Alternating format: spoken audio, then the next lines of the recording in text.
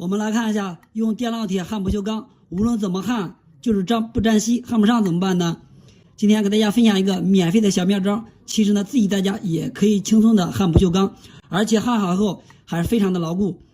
首先我们看上面这焊锡呢已经完全融化了，但是呢它在不锈钢的表面上面来回的滚动，它就是焊不上，粘不上去。遇到这种情况怎么办呢？首先呢我们先给它来点松香，接着一样再给它焊一下。焊完之后我们再看啊，上面的焊锡呢还是一样来回的滚动，根本就不粘稀。事实证明啊，无论是用松香还是珠焊膏都不能焊不锈钢。有些朋友可能会选择买一个专业的不锈钢焊锡丝，或者是不锈钢珠焊剂。其实呢在家里呢一年也焊不了1次或者是2次，如果买这些东西的话是完全没有必要的。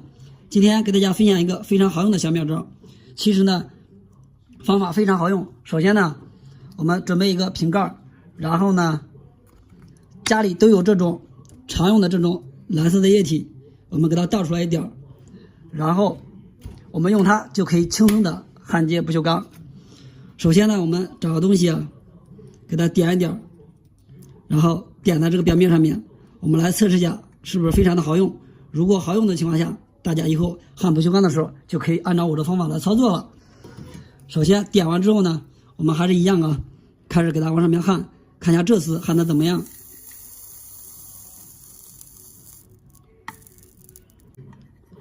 我们在上面焊个铜线，试一下能不能把它粘上。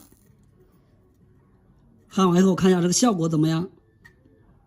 好，先让它冷却一下。冷却了以后，我们测试一下，看一下牢固不牢固。拽一下这个电线，非常的牢固，根本拽不动是吧？看，根本拽不动，非常牢固。然后呢，给大家再焊一下这个地方，看一下能不能把这2个不锈钢焊在一起。还是按照同样的方法啊。其实呢，焊不锈钢还是非常简单的啊。首先还是一样，先在不锈钢表面给它点点这个液体，然后呢，这个是普通的焊锡丝，我们往上面焊，来测试一下，看一下很轻松啊，这一块就焊上了是吧？我们来看，完全粘上了，是不是？看一下这焊的非常牢固。以前焊的这些地方呢，我也是用了这个方法，是不是非常牢固是吧？最后呢，给大家来分享一下这种是什么液体。其实呢，关注我的朋友们啊，应该都知道，它呢就是在我们生活当中啊，特别是在卫生间一般最常用，它呢就是这种液体。其实呢，它就是洁厕液，大家以后在焊不锈钢的时候可以用它，非常的好用。